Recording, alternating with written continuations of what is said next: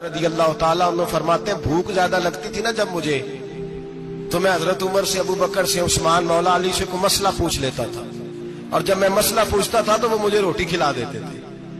جب میں ان سے مسئلہ پوچھتا تو وہ مجھے، حضرت ابو ہریرہ فرماتے ہیں مجھے بھوک لگی، میں حضرت عمر کے پاس گیا، ان سے مسئلہ پوچھا۔ ان کا رواج تھا جب میں مسئلہ پوچھتا تو پہلے روٹی کھلاتے۔ ہمارے بزرگ یہ فرماتے ہیں کہ کھانے کھلا کے دین پڑھاؤ، صرف تمہارا کتب خانہ نہیں کھلا ہونا چاہیے، تمہارا دسترخوان بھی کھلا ہونا چاہیے۔ کسی نے نبی پاک صلی اللہ علیہ وسلم سے پوچھا تھا بہترین مسلمان کون ہے؟ حضور نے فرمایا جو سلام لینے میں پہل کرے اور روٹی زیادہ کھلائے، جو روٹی ہر وقت فکر کرے یار تو روٹی کھا لے، روٹی کھانے کی طرف توجہ دلائے۔ کھلانا سنت ہے، زیادہ کھانا اس میں بھی فرق رکھے۔ تو نبی پاک صلی اللہ علیہ وسلم کے صحابی حضرت ابو ہریرہ رضی اللہ تعالیٰ عنہ فرماتے ہیں میں نے حضرت عمر سے مسئلہ پوچھا، میں نے کہا حضور مسئلہ بتائیں، تو کہتے پہلے ان کی عادت تھی جب میں مسئلہ پوچھتا تو روٹی بھی کھلاتے، آج انہوں نے مسئلہ ہی بتایا ہے، روٹی کوئی نہیں کھلائی۔ تو مجھے کہنے لگے ابو ہریرہ تو سوچتا ہوگا روٹی نہیں اس نے پوچھی، تو نے کب سے کھانا نہیں کھایا؟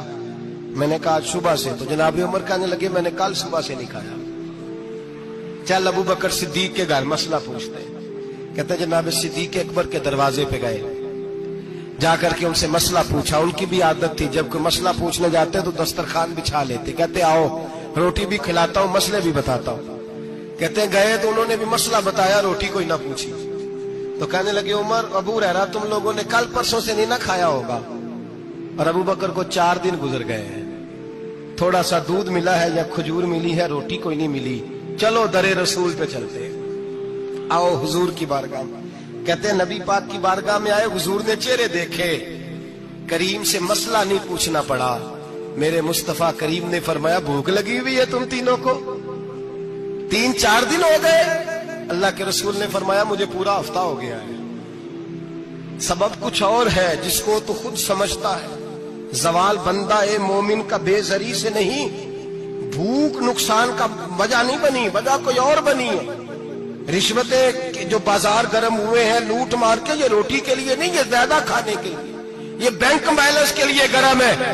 یہ لوٹ مار کا مقصد کوٹھیاں بنانا ہے، روٹی کا تو رب کریم کا وعدہ ہے۔ جو روز روتا ہے شام کو کہ میرا کاروبار کوئی نہیں، اصل میں کہتا ہے بنگلہ کوئی نہیں، اصل میں کہتا ہے کار کوئی نہیں، پجارو کوئی نہیں، روٹی تو اللہ عطا فرماتا ہے، اس کا وعدہ ہے۔ فرمایا حضور نے 3 دن بیت گئے، چلو۔ میرا بے تکلف صحابی ہے ابو الحسن انصاری، وہ بڑے نصیب والے ہوتے ہیں جن کو میرے نبی پاک خود کہتے تھے کہ تیری فلانی ذمہ داری ہے۔ اس زمانے کا تو کسی کو کہہ دیا جائے یہ تیری ذمہ داری ہے تو کہتا ہے یہ تو پھٹیکے ڈالنے لگ گیا، یہاں سے تو چھٹی کر جانی چاہیے۔ خوش ہوتے تھے صحابہ کہ ہماری ذمہ داری لگی۔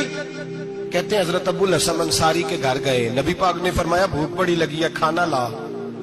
کہتے ہیں حضور نے اسے کہا تو اس آدمی کو تو وجد ہی ہو گیا، اس نے کہا میرے اتنے نصیب کہ حضور کا یہ کھانا کھلا۔ آؤ دیکھو دنیا والوں، آج جو سب سے زیادہ عزت والا ہے وہ میرا مہمان بنا ہوا ہے۔ فرماتے ہیں وہ دوڑے گئے، بکری اٹھائی، ذبح کی، بیوی کو کہنے لگے روٹی تیار کر، ادھر کھجوریں توڑی، انگور توڑے، کہنے لگے حضور آپ جب تک تناول کریں تب تک کھانا پک جاتا ہے۔ حضرت عمر کہتے ہیں روٹی پک کے آئی، بڑا پیارا گوشت، بڑا اچھا سالن، بڑا خوبصورت خلوص والا کھانا۔ فرماتے ہیں میں نے بڑا ہی کھایا۔ نبی پاک نے نہ ایک روٹی لی اور چھوٹی چپاتی، تھوڑا تھوڑا سالن کونوں سے، اور جب نبی پاک نے کھا لیا تو حضور کی آنکھوں میں آنسو آئے۔ حضرت عمر کہنے لگے حضور روئے کیوں؟ نبی پاک نے فرمایا سوچتا ہوں 7 دن کے فاقے کے بعد کھایا ہے، پر ڈرتا ہوں رب اس کا حساب پوچھے گا تو جواب کیسے دینا ہے، اس کا حساب بھی تو دینا ہے نا جو کھایا ہے۔ تو حضرت عمر فاروق کے ہاتھ میں کچھ چیز تھی، زور سے زمین پہ ماری، کا محبوبہ 7 دن کے بعد بھی روٹی کھائے تو حساب دینا ہے۔ نبی پاک فرمانے لگے عمر وہ مالک ہے نا، تو جب دیتا ہے تو حساب نہیں لے سکتا، حساب تو دینا ہے، حساب تو دینا ہے، تیاری رکھو۔ صحابہ کرام فرماتے ہم نے ارادہ کیا کہ آج کے بعد ہم پھر فاقے کریں گے، کم کھائیں گے، اس لیے کہ حساب دینا ہے۔ میرے بھائی وہ فاقہ کشی کرتے تھے، ڈرتے تھے۔ یہاں تو لوگ کھا کے بیمار ہیں، کھاتے جا رہے ہیں سوتے جا رہے ہیں، کھاتے جا رہے ہیں سوتے جا رہے ہیں۔ یہ بھی وقت آئے گا رمضان شریف کا، سویرے درس پہ آؤ کہتے نیند بڑی آتی ہے، سویرے 2 سپارے پڑھ کے سویا کرو کہتے شام نیند بڑی آتی ہے، فجر کے بعد ہی تو وقت ہوتا ہے اللہ اللہ کرنے کا، شہری کا، کھاتے جا رہے ہیں لوگ جماعت سے نماز نہیں پڑھتے سو جاتے، جماعت کا ثواب چھوڑ کے سو جائیں گے۔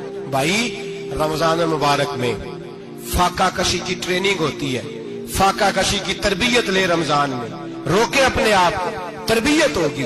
روزہ ایک پریکٹس ہے، ایک مجاہدہ ہے، ایک جد و جہد ہے۔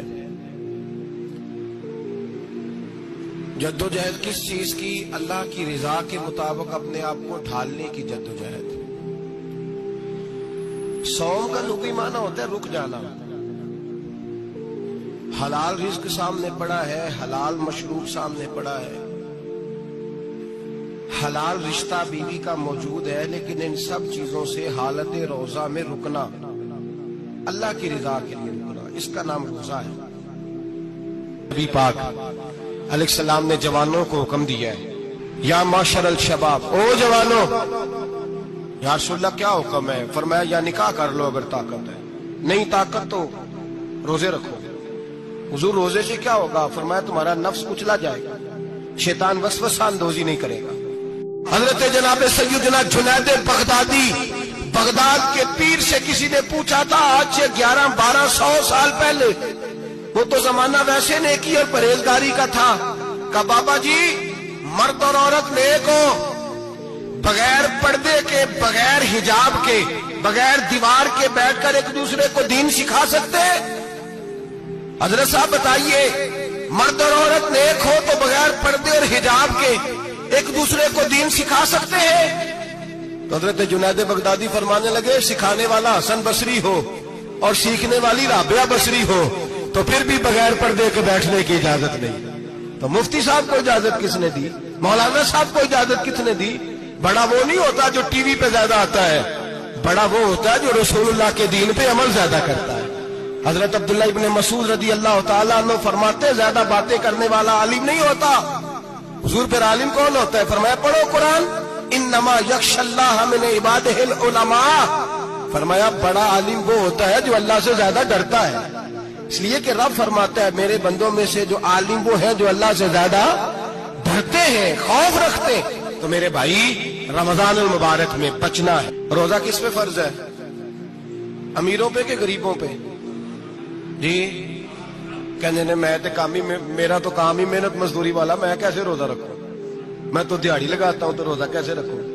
میں نے نہیں کسی حدیث میں پڑھا کہ روزہ وہ رکھے جو دفتر میں بیٹھتا ہے۔ صحابہ کے زمانے میں تو دفتر ہوتے ہی نہیں تھے، کسی جگہ نہیں لکھا ہوا روزہ وہ رکھے گا جو اے سی میں بیٹھتا ہے، تب تو اے سی تھے ہی نہیں۔ حضرت ابو بکر صدیق رضی اللہ تعالیٰ عنہ سے لے کر جناب بلال تک سارے اپنے ہاتھ سے کام کرتے، سارے اپنے ہاتھ سے کام کرتے، سارے۔ حضرت عمر فاروق رضی اللہ تعالیٰ عنہ خلیفہ وقت ہونے کے باوجود مال غنیمت کے اونٹ چڑھنے جاتے تھے تو چراگاہ میں چھوڑنے میں جاتے تھے، لینے بھی آتے تھے واپس۔ سارے لوگ اپنے ہاتھوں سے مشقت والے کام کرتے، حضرت بلال مزدوری کرتے، سلمان فارسی مزدوری کرتے، مقداد مزدوری کرتے، صحابہ مزدوریاں کرتے، روزے رکھتے، اور رمضان کے جانے کا وقت ہوتا تو در رسول پہ کھڑے ہو کے عرض کرتے محبوبہ دل نہیں بھرا، دل کرتا ہے کبھی رب سارا سال ہی روزے عطا کرے، سارا سال رمضان دے تو ہم سارا سال روزے رکھنے کو تیار ہیں۔ جذبہ تھا، طاقت تھی، مت۔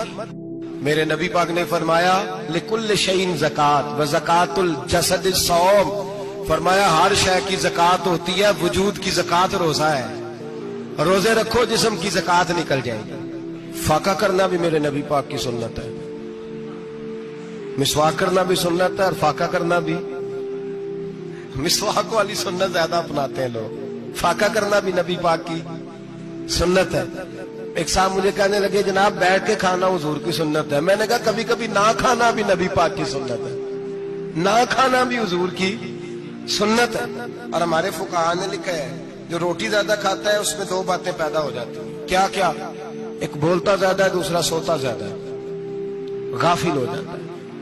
فقہ اور حکیم اطباء ڈاکٹر کہتے ہیں کہ پیٹ خالی رہے نا جس آدمی کا، اس کا حافظہ مضبوط ہوتا ہے، اس کے ذہن کی گرہ کھلتی ہے، زیادہ کھانے سے تو خماری چڑھتی ہے۔ رمضان المبارک وہ عزت اور عظمت والا مہینہ ہے جس کا تعارف کسی عام آدمی نے نہیں، رب کریم کے قرآن نے بیان فرمایا ہے اور میرے مصطفیٰ کریم کی زبان اطہر نے بیان فرمایا ہے۔ کہ نہ آنے سے پہلے، بخاری مسلم میں حدیث ہے، حضرت سلمان فارسی رضی اللہ تعالیٰ عنہ کہتے ہیں رمضان شروع ہونے سے پہلے نبی پاک نے ہمیں مسجد میں بلایا اور خطبہ ارشاد فرمایا باقاعدہ، اور ارشاد فرمایا لوگوں تم پر ایک مہینہ آنے والا ہے جس میں اللہ اپنے بندوں پر خاص قسم کی رحمتوں کا نزول فرماتا ہے۔ خود رسول پاک نے ہمیں کس قدر زیادہ اس مہینے کا اکرام کرنا ہے اور کس قدر زیادہ اس کو اہمیت دینی ہے اور کس قدر زیادہ ہمارے لیے وہ باعث عظمت ہے کہ جس مہینے کے فضائل خود رسول پاک علیہ السلام نے بیان فرمائے،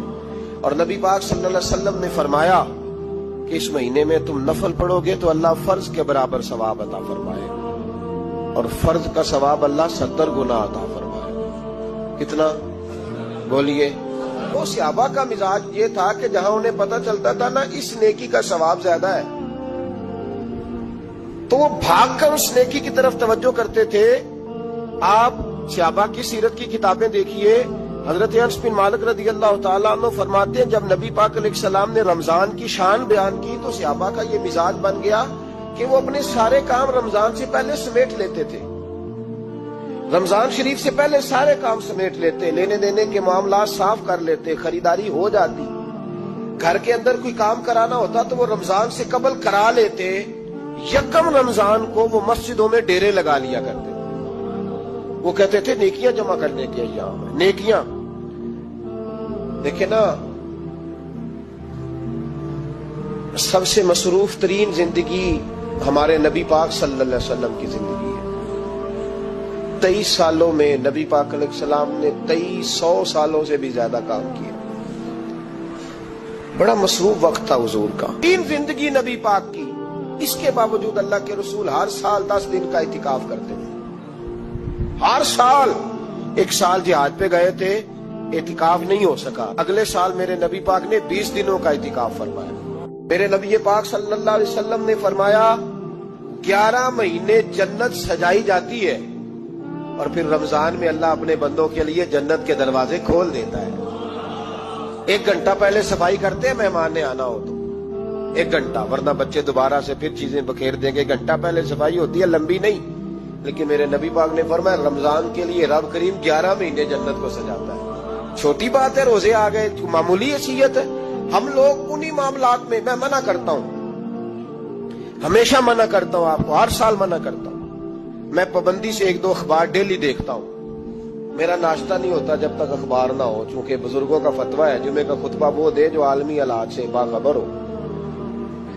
ہم کوئی رسمی تقریر نہیں کرتے کہ لوگوں کو کہیں کہ روزے آ گئے تو کون سا مہینہ چل رہا ہے تو مہینے کے حساب سے خطاب ہو۔ رسول اللہ صلی اللہ تعالی علیہ وسلم کی امت کے جو ذمہ دار اور پہرے دار ہوتے ہیں انہیں امت کی پہرے داری کرنی ہوتی ہے، اس لیے وہ یہ نہیں دیکھیں گے کہ کون سا موضوع چل رہا ہے اس پر میں نے 1 گھنٹہ گزارنا ہے، ترجیحات پر بات ہوگی۔ بات یہ عرض کر رہا تھا کہ میں رمضان شریف میں اخبار نہیں دیکھتا، میری اپیل ہے آپ سے کہ آپ رمضان شریف میں نہ رمضان ٹرانسمیشن بھی نہ دیکھیں، ٹی وی پہ خبریں بھی نہ سنیں، سارا سال سنیے خبریں، ہماری خبریں سننے سے ملک میں کیا انقلاب آ گیا، یا وہ جو ہم نے چوک میں کھڑے ہو کے تجزیہ کیا تھا اس سے کتنے لوگ سنور گئے۔ چھوڑیں، جتنا وقت ملے وہ آ کے مسجد میں بیٹھے، اللہ کے گھر میں وقت گزاریں، ٹائم دیں، عبادت آپ کو زندہ کرے گی، روحانیت پیدا کرے گی، توانائی آئے گی، خوبصورتی آئے گی آپ کے اندر، آپ زندہ رہیں گے۔ دنیا داری دلوں کو مردہ کرتی ہے، قرآن کی تلاوت، اللہ کا ذکر، مسجد کی حاضری روح اور دل کو زندہ کر دیا کرتا ہے۔ مسجد میں بیٹھے، حضرت عائشہ صدیقہ رضی اللہ تعالیٰ عنہ فرماتی ہیں، تفسیر روح البیان میں موجود ہے، کہتی ہے ایک دن حضور اچانک میرے ساتھ آرام فرماتے بستر سے اٹھے نکل گئے۔ ہمیشہ نبی پاک علیہ السلام کا طریقہ مبارکہ تھا جب رات کو تہجد کے لیے اٹھتے تو کہتے ابو بکر کی بیٹی حق تیرا ہے، وقت تیرا ہے، پر اگر تو اجازت دے تو میں اپنے اللہ کو راضی کر لوں۔ آج حضور نے پوچھا ہی نہیں، بستر سے اٹھے چلے گئے، کہتے میں اٹھی، میں نے دائیں بائیں دیکھا، محبوب نظر نہ آئے، حضور کی تامت استعمال شدہ پڑی تھی، وہ تامت میں نے اٹھا کے اوڑھ لی اور میں نکل گئی حضور کو تلاش کرنے۔ کہتی ہیں جب میں باہر گئی مسجد نبی شریف کے ساتھ جنت البقیع کی جانب، نبی پاک سجدے میں تھے، کہتی ہے میں گئی، تھوڑی دیر کھڑی ہوئی، حضور نے آہٹ سنی تو پوچھا تو کون ہے؟ میں نے کہا میں عائشہ ہوں۔ تو محبوب نے فرمایا یہ عائشہ کون ہے؟ میں نے کہا یا رسول اللہ میں آپ کی زوجہ. فرمایا زوجہ کیا ہوتی ہے؟ یا رسول اللہ میں ابو بکر کی بیٹی. تو نبی پاک نے فرمایا یہ ابو بکر کون ہے؟